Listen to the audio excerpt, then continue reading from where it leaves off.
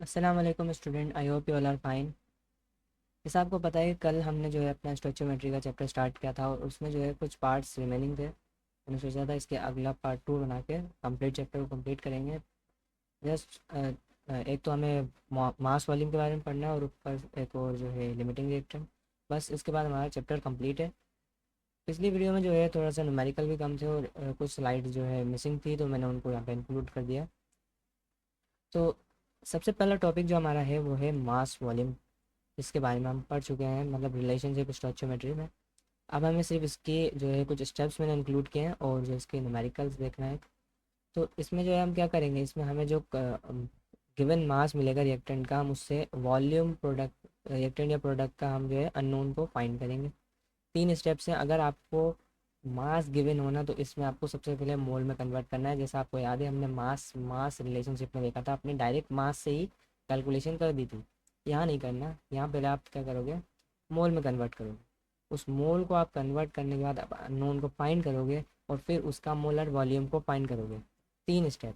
मोल, उस मोल की मदद से अननोन को फाइंड करना और फिर मोलर वॉल्यूम किस तरह करना हो उसका एक न्यूमेरिकल देखते हैं। क्वेश्चन कहता है कैल्शियम कार्बोनेट HCl से रिएक्ट करके कैल्शियम क्लोराइड और CO कार्बन डाइऑक्साइड और वाटर बना रहा है। Okay, water molecule. तो यहाँ पे हमें रिक्वायर क्या है, what would the volume of CO2, मतलब CO2 का मोलर वॉल्यूम हमें रिक्वायर्ड है एट STP पे। Complete reaction 10 gram of calcium carbonate, मतलब कैल्शियम कार्बोनेट का हमें 10 ग्राम मास रिक्वायर्ड, मतलब वो गिवन है। अब कैल्शियम कार्बोनेट का अगर हमें पता होना चाहिए मॉलिक्यूलर मास, जैसे मैंने आपको बताया था पिछली वीडियो में आपको एटॉमिक मास याद करना सिखाएं, क्योंकि एटॉमिक मास से आप मॉलिक्यूलर मास निकाल सकते हो। कैसे, फॉर एग्जांपल कैल्शियम का एटॉमिक नंबर क्या होता है 20, तो आप उसका 40 एटॉमिक मास निकाल सकते हो। इसी तरह कैल कार्बन का 12 और ऑक्सीजन का एक का 16 होता है, तो 3 का 48 हो जाएगा। इनको जब हम सम करते हैं तो इनका मॉलिक्यूलर मास 100 आता है। तो कैल्शियम कार्बोनेट का मॉलिक्यूलर मास 100 है। अब हम इसके मोल्स को फाइंड करेंगे। कार्बन डाइऑक्साइड का मोल फाइंड करने की जरूरत नहीं है, इसमें हमें वॉल्यूम फाइंड करना है, ये अननोन है। तो इधर जो है हमें भी किसका मोल फाइंड करना है, कैल्शियम कार्बोनेट का। 10 ऊपर रखेंगे क्योंकि वो क्या है, वो है गिवन मास, और नीचे रखते हैं मोलर मास। मोल का फॉर्मूला याद होना चाहिए, पिछली वीडियो में जैसे मैंने बताया था। तो हम इसको जब डिवाइड करेंगे तो 0.1 हमारे पास क्या आएगा, हमारा मोल आएगा। ओके, 0.1 हमारा मोल है। अब हमें अननोन कैसे फाइंड करना है, ये मैंने पिछली वीडियो में बताया और इसमें दोबारा बता रहा हूँ कि भाई अगर आपको किसके साथ जो है, मतलब फॉर एग्जांपल आपको कैल्शियम कार्बोनेट का कार्बन डाइऑक्साइड के साथ जो है मतलब वो अननोन फाइंड करना है, तो मतलब यहाँ पे कार्बन डाइऑक्साइड अननोन है, कैल्शियम कार्बोनेट एक नोन है, जिसकी मदद से आपको अननोन को फाइंड करोगे।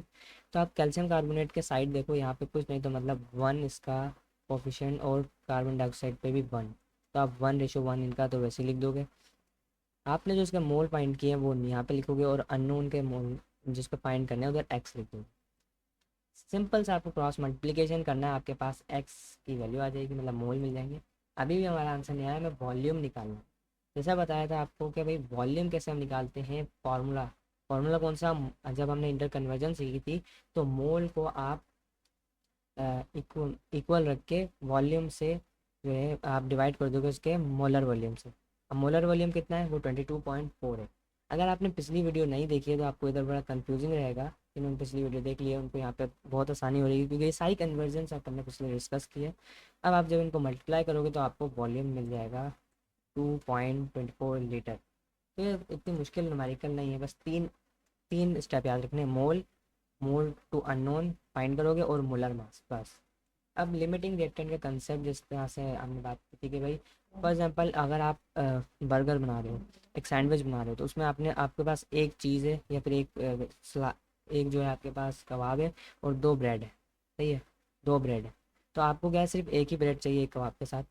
आप अब आपने क्या किया, बल्कि इसको आप इस तरह समझो, आपको 2 ब्रेड चाहिए होती हैं एक चीज़ के अंदर लगाने के लिए। इधर तो आपको इस तरह दिया है, तो आप क्या करोगे, 2 ब्रेड के साथ अंदर एक चीज़ लगाओगे, तो मतलब आपको एक चीज़ चाहिए और 2 ब्रेड चाहिए, मतलब ये रेशो बनना चाहिए, फिर आपका एक 1 सैंडविच तैयार होगा। बट आपके पास कितनी स्लाइस है, 5 स्लाइस है चीज़ की और 8 स्लाइस है ब्रेड की। तो कितनी होगी, देखो आपके पास रेशो कितना होना चाहिए था।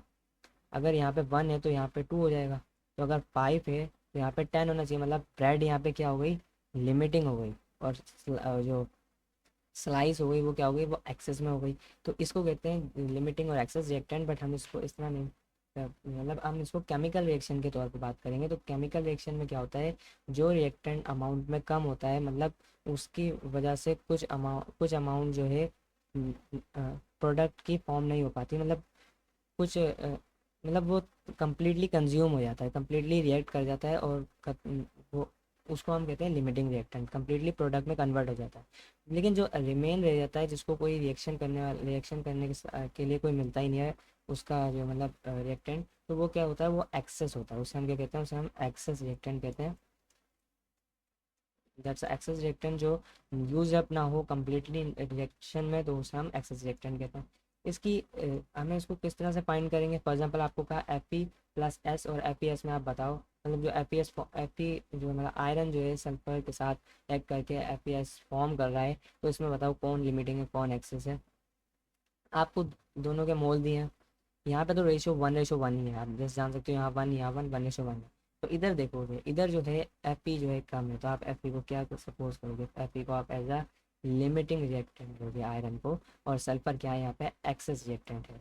ओके, अब इसकी न्यूमेरिकल किस तरह करना है, न्यूमेरिकली एक सबसे इंपॉर्टेंट चीज़ है। तो आप सबसे पहले क्या करोगे, सबसे पहले आपको जो है यहाँ पे चेक करना है कौन लिमिटिंग है कौन वो एक्सेस है। तो पिछली वीडियो में एक बहुत बड़ी मिस्टेक हुई थी असल में, कंफ्यूजन की वजह से, वो मैं आप बता रहा हूँ।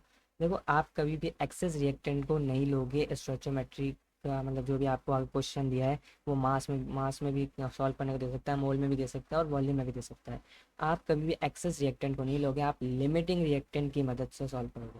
तो इसलिए पहले हमें अगर कोई ऐसे स्टोइचोमेट्री दे दे, जिसमें स्टोइचोमेट्री का क्वेश्चन दे दे जिसमें आपको दो रिएक्टेंट है, जिनमें से किसी एक को देखना है कि कौन सा हमें आगे मतलब किसकी मदद से हम अननोन फाइंड करें, तो आपको चॉइस में लिमिटिंग सिलेक्ट करना है। फॉर एग्जांपल अब यहाँ पे आप क्या सिलेक्ट करोगे, आम सी बात है एल्युमिनियम, बट ऐसा नहीं। क्यों, क्योंकि आपको यहाँ पे कितने दिया है, 25 ग्राम ऑफ एल्युमिनियम, यहाँ पे 25 ऑफ FeO। आप बोलोगे ये तो आम सी बात है, सही है रेशियो, लेकिन ये ग्राम में है, तो आपको पहले मोल फाइंड करना है। जैसा हम जानते हैं कि FeO का जो मोलिक्यूलर मास होगा वो तकरीबन आएगा,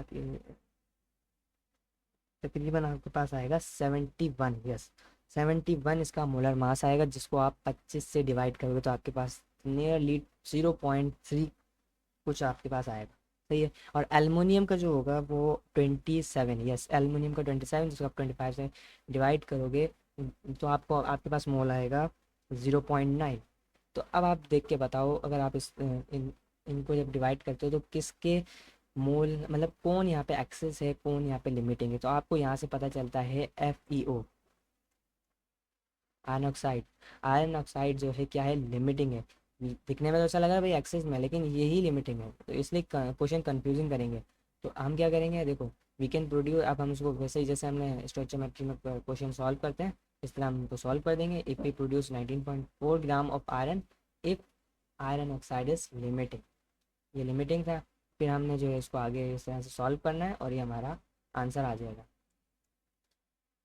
बस यही था, छोटा सा कंसेप्ट हमारे पास रह जाता है, एक लिमिटिंग रिएक्टेंट और एक मास वॉल्यूम प्रॉब्लम थी उसकी। तो आई होप आपको वीडियो समझ में आई होगी। इसके भी नोट जो है मैं डिस्क्रिप्शन में दे दूंगा, और इसी के साथ मैं कुछ वर्कशीट भी दूंगा जिसको आप प्रैक्टिस करना, क्योंकि लिमिटिंग रिएक्टेंट और ये जो स्टोइचोमेट्री के क्वेश्चन हैं ये आपको आगे जाके बहुत कंफ्यूजिंग रहेंगे, जितना प्रैक्टिस करोगे उतना ज़्यादा क्लियर हो जाएंगे। ठीक है, अल्लाह हाफिज़।